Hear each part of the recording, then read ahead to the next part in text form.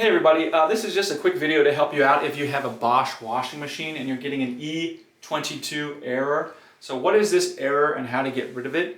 So the E22 error is a power supply error. So the machine is detecting that it's not getting the electricity that it is supposed to be getting. So how to get rid of this is really just to make sure that it's getting the electricity that it's supposed to be getting. And there's a couple things that could be causing this. Number one could be, if you're using an extension cord, try plugging it in without the extension cord. Because if the extension cord is not able to carry the voltage necessary, then you'll be getting this error.